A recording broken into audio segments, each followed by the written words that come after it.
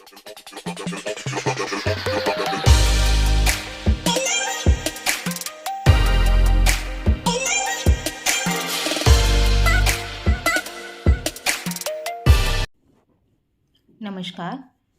आज की वीडियो में आप सबका स्वागत है। आज हम प्रेमचंद की कहानी पढ़ेंगे जिसका नाम है विषम समस्या। चलिए तो शुरू करते हैं। मेरे दफ्तर में 4 चपरासी थे। उनमें एक का नाम गरीब था। बहुत ही सीधा, बड़ा आज्ञाकारी, अपने काम में चौकस रहने वाला, घुड़कियाँ खाकर चुप रह जाने वाला। यथा नाम तथा गुण, गरीब मनुष्य था। मुझे इस दफ्तर में आए साल भर हो गया था, मगर मैंने उसे एक दिन के लिए भी गैर हाजिर नहीं पाया था। मैं उसे 9 बजे दफ्तर में अपनी दरी पर बैठे हुए देखने का आदी हो गया था, मानो वह भी इस इमारत का कोई अंग है। इतना सरल है कि किसी की बात टालना जानता ही न था। एक चपरासी मुसलमान था।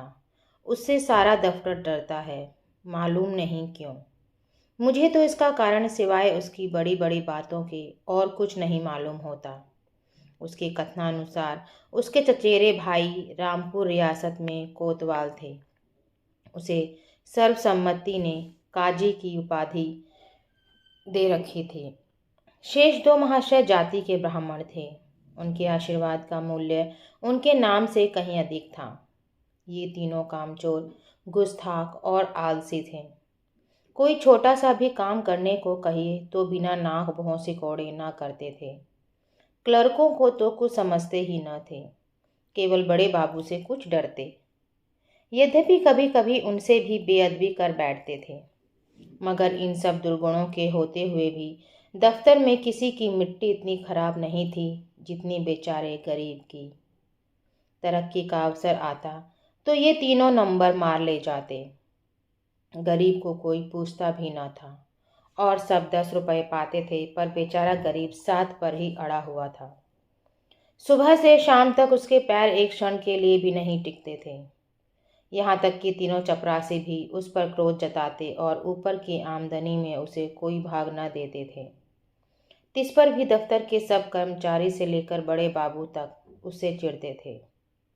उसको कितनी ही बार जुर्माना हो चुका था और डांट फटकार तो नित्य का व्यवहार था। इसका रहस्य मेरी समझ में कुछ नहीं आता था। मुझे उस पर दया आती थी और अपने बर्ताव से मैं यह दिखाना चाहता था कि उसका आदर मेरी दृष्टि में अन्य तीनों चपरासियों से कम नहीं है। यहाँ तक कि कई बार मैं उसके पीछे कर्मचारियों से लड़ भी चुका था। एक दिन बड़े बाबू ने गरीब से अपनी मेज़ साफ करने को कहा। वह तुरंत मेज़ साफ करने लगा। दैवयोग से झाड़न का झटका लगा तो दावत उलट गई और रोशनाई मेज पर फैल गई। बड़े बाबू यह देखते ही जामे से बाहर हो गए। उसके दोनों कान पकड़कर खूब ऐंठे और भारतवर्ष की सभी प्रचलित भाषाओं से दुर्वचन चुन चुन कर उसे सुनाने लगे। बेचारा गरीब आंखों में आंसू भरे चुपचाप मूर्तिवत सुनता था, मानो उसने कोई हत्या कर डाली हो। मुझे बड़े बाबू का जरा सी बात पर इतना भयंकर रोद रूप धारण करना बुरा मालूम हुआ। यदि किसी दूसरे चपरासी ने उससे भी बड़ा अपराध किया होता तो भी उस पर इतना कठोर वज्र प्रहार ना होता। मैंने अंग्रेजी में कहा, बाबू साहब, यह अन्याय कर रहे हैं। उसने जानबूझकर तो रोशनाई गिराई नहीं। इसका इतना कड़ा दंड देना अनौचित्य की पराकाष्ठा है। बाबूजी ने नम्रता से कहा, आप इसे जानते नहीं, यह बड़ा दुष्ट है। मैं तो उसकी कोई दुष्टता नहीं देखता। आप अभी इसे जाने नहीं, यह बड़ा पाजी है। इसके घर में 2 हलों की खेती होती है, हजारों का लेन देन करता है, कई भैंसें लगती हैं। इन बातों का इसे घमंड है। घर की दशा ऐसी ही होती तो आपके यहाँ चपरासी गिरी क्यों करता? बड़े बाबू ने गंभीर भाव से कहा, विश्वास मानिए, बड़ा पोढ़ा आदमी है और बला का मक्खी चूस है। यदि ऐसा ही है तो भी कोई अपराध नहीं है। अभी आप यहाँ कुछ दिन और रहिए तो आपको मालूम हो जाएगा कि यह कितना कमीना आदमी है। एक दूसरे महाशय बोल उठे, भाई साहब, इसके घर मनो दूध होता है, मनो ज्वार चना मटर होती है, लेकिन इसकी कभी इतनी हिम्मत नहीं होती कि थोड़ा सा दफ्तर वालों को भी दे दे। यहाँ इन चीज़ों के लिए तरस तरस कर रह जाते हैं, तो फिर क्यों ना जी चले। और यह सब कुछ इसी नौकरी के बदौलत हुआ है, नहीं तो पहले इसके घर में भुनी भांग तक न थी। बड़े बाबू सकचाकर बोले, यह कोई बात नहीं, उसकी चीज है, चाहे किसी को दे या ना दे। मैं इसका मर्म कुछ कुछ समझ गया। बोला, यदि ऐसे तुझ हृदय का आदमी है तो वास्तव में पशु ही है। मैं यह ना जानता था। अब बड़े बाबू भी खुले, संकोच दूर हुआ। बोले, इन बातों से उबार तो होता नहीं, केवल देने वाले की सहृदयता प्रकट होती है, और आशा भी उसी से की जाती है जो इस योग्य है। जिसमें कुछ सामर्थ्य ही नहीं, उसमें कोई आशा भी नहीं करता। नंगे से कोई क्या लेगा। रहस्य खुल गया। बड़े बाबू ने सरल भाव से सारी अवस्था दर्शा दी। समृद्धि के शत्रु सब होते हैं, छोटे ही नहीं बड़े भी। हमारी ससुराल या ननिहाल दरिद्र हो तो हम उससे कोई आशा नहीं रखते, कदाचित हम उसे भूल जाते हैं। किंतु वे सामर्थ्यवान होकर हमें ना पूछें, हमारे यहाँ तीज और चौथ ना भेजें तो हमारे कलेजे पर सांप लौटने लगता है। हम अपने किसी निर्धन मित्र के पास जाएं तो उसके एक बीड़े पान ही पर संतुष्ट हो जाते हैं।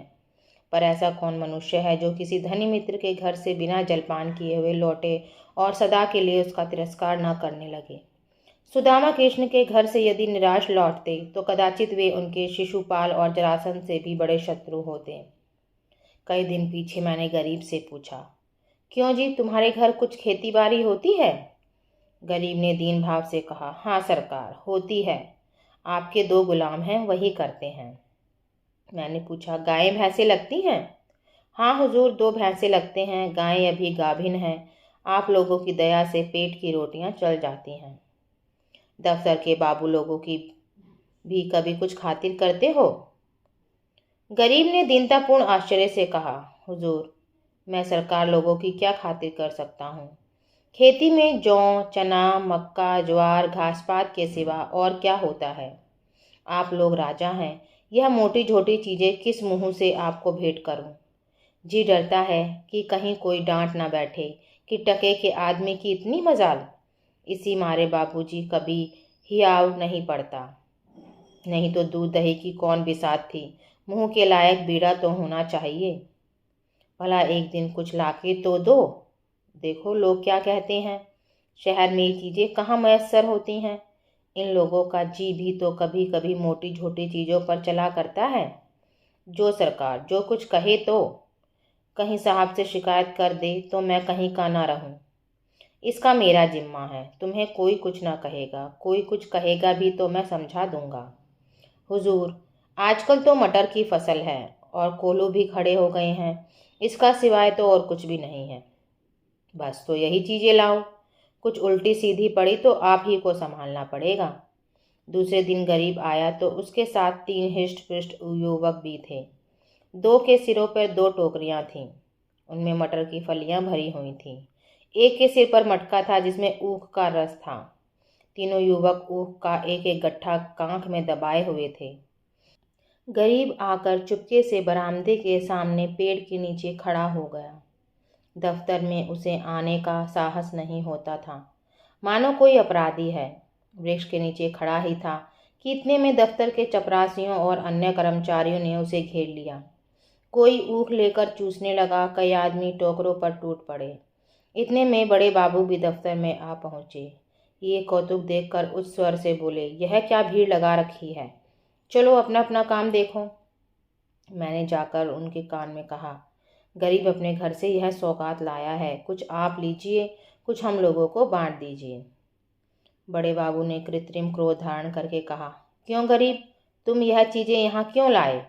अभी लौटा ले जाओ, नहीं तो मैं अभी साहब से कह दूंगा।